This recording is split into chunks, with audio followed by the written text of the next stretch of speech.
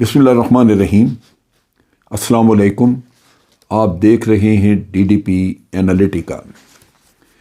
پاکستان ایک ایسے خطے میں واقع ہے جہاں پہلے تو آپ دیکھ لیجئے کہ 4 ایٹمی قوتیں موجود ہیں: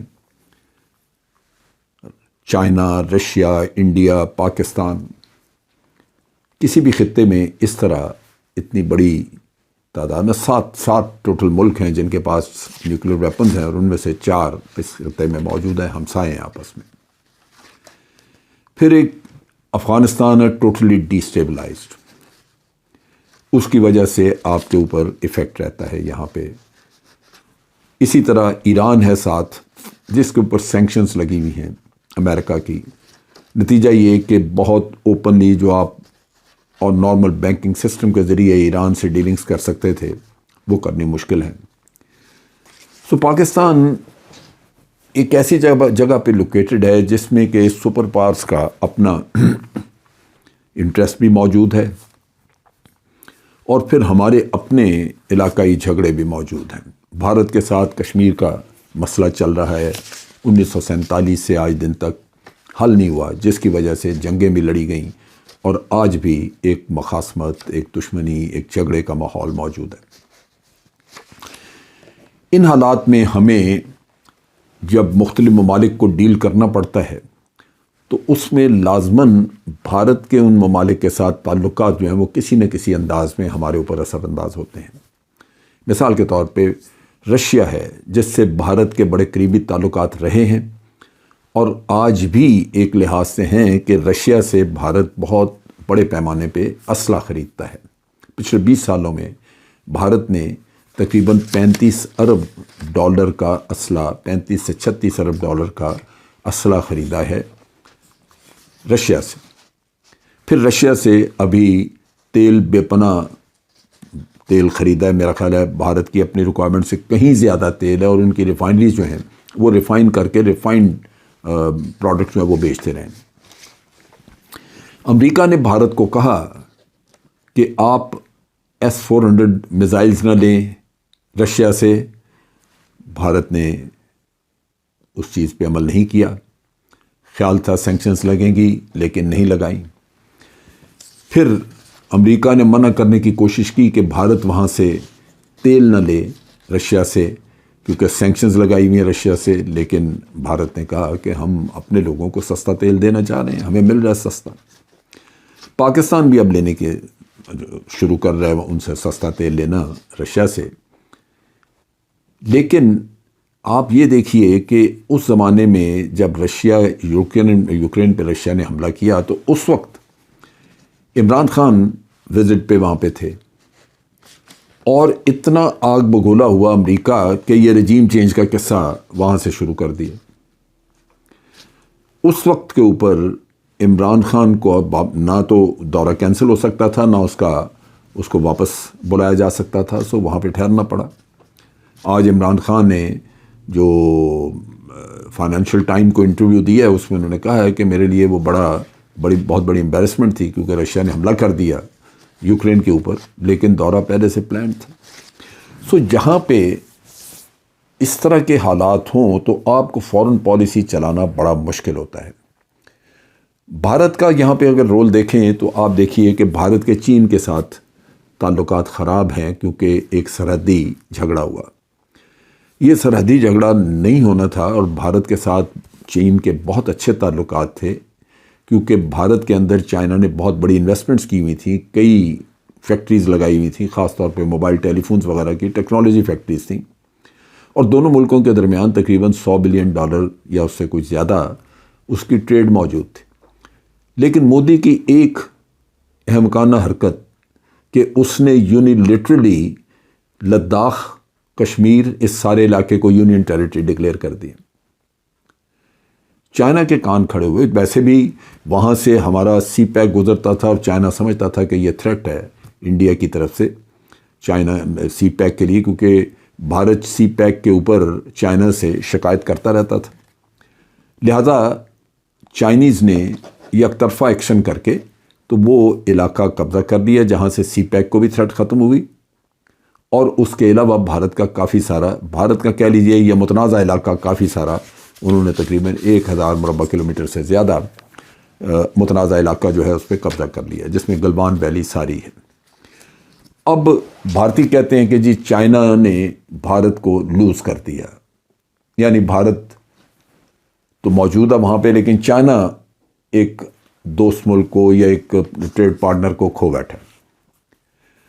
رشیا نے حملہ کیا یوکرین پہ، پاکستان نے بھی اس کا ساتھ نہیں دیا، پاکستان نے یونائٹڈ نیشن میں تمام قراردادیں جو تھیں اس سے وہ پاکستان ایبسنٹ رہا، بھارت بھی ایبسنٹ رہا۔ لیکن ریسنٹلی امریکنوں کو خوش کرنے کے لیے بھارت نے رشیا کے معاملے میں اس کی مخالفت کر دی، اور ویسے بھی جب پیچھے شنگھائی کوآپریشن کی جب میٹنگ تھی تو وہاں پہ مودی صاحب نے، کہا جاتا ہے کہ مودی صاحب نے وہاں پہ پیوٹن کو کہا کہ یہ جنگ کا زمانہ نہیں ہے، آپ یہ یوکرین کی جنگ بند کریں۔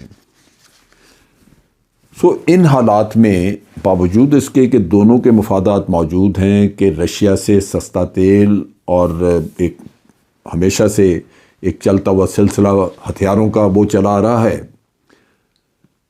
اس کے باوجود یہ بھارت نے ان کے ساتھ تھوڑا بے رخی کا مظاہرہ کیا۔ ادھر جب بے رخی کا یہ مظاہرہ رشیا کے ساتھ کرتے ہیں تو دوسری طرف امریکہ کے ساتھ تعلق بہتر کرنے کا ایک خود بخود رستہ بنا ہوا ہے کہ امریکہ چائنا کو بلاک کرنا چاہتا ہے، کنٹین کرنا چاہتا ہے، اس کے لیے اس کو بھارت کی مدد کی ضرورت ہے۔ اور دوسرا، امریکہ کو اپنا اسلحہ بیچنا ہے۔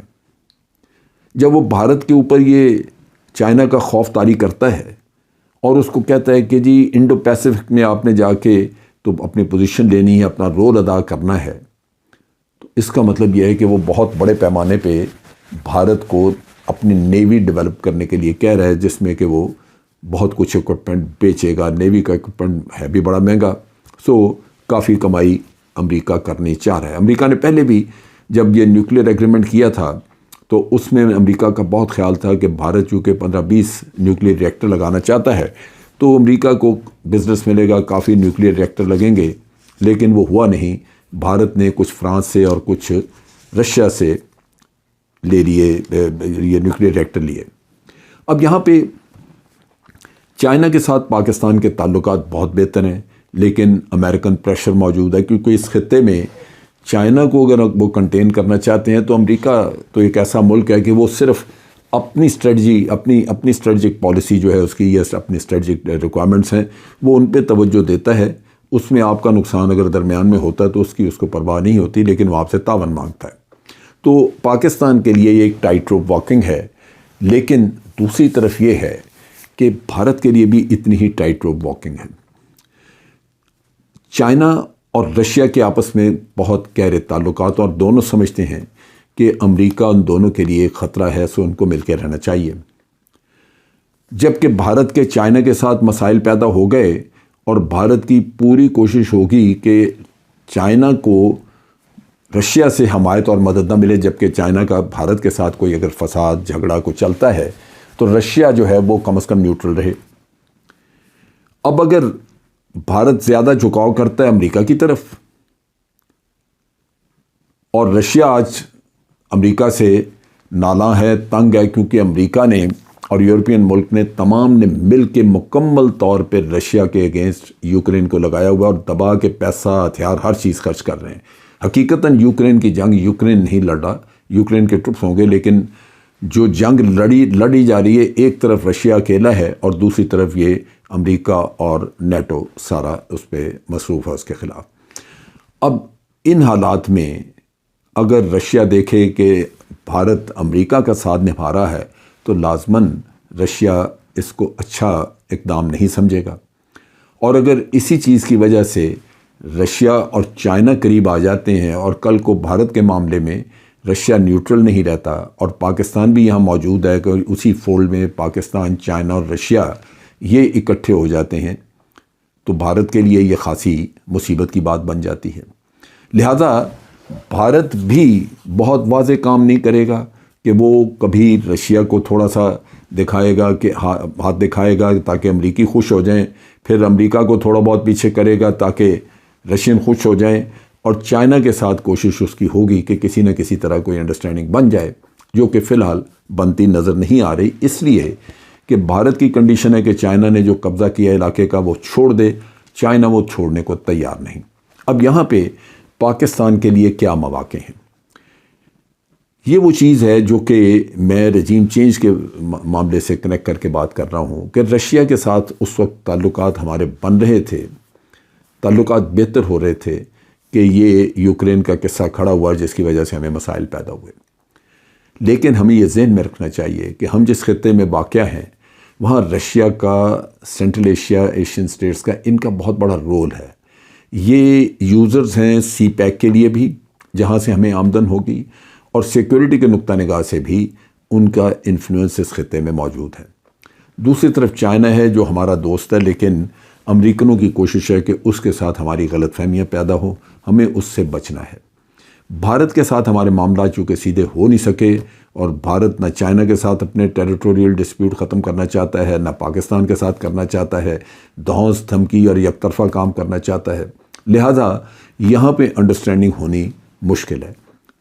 ان حالات میں پاکستان کے لیے یہ بہت ضروری ہے کہ آپ بے شک امریکہ سے اچھے تعلقات رکھنے کے لیے کوشش کرتے رہیں، خواہاں رہیں، لیکن وہ تعلقات آپ کے روس اور چائنا کی کاسٹ پہ نہیں ہونے چاہیے۔ ان دونوں ممالک کے ساتھ جو تعلقات ہیں ان پہ آپ کا نیگیٹو ایفیکٹ نہیں آنا چاہیے۔ اگر ہم یہ مینٹین کر سکیں گے تو یہ ہماری ایک کامیاب فارن پالیسی ہوگی، اور لازماً ہمیں اپنے پاکستان کی سیکیورٹی کے جو ایشوز ہیں اس میں بھی مدد ملے گی۔ آج کے لیے اتنا ہی۔ فوج پاکستان زندہ باد، پاکستان پائندہ باد۔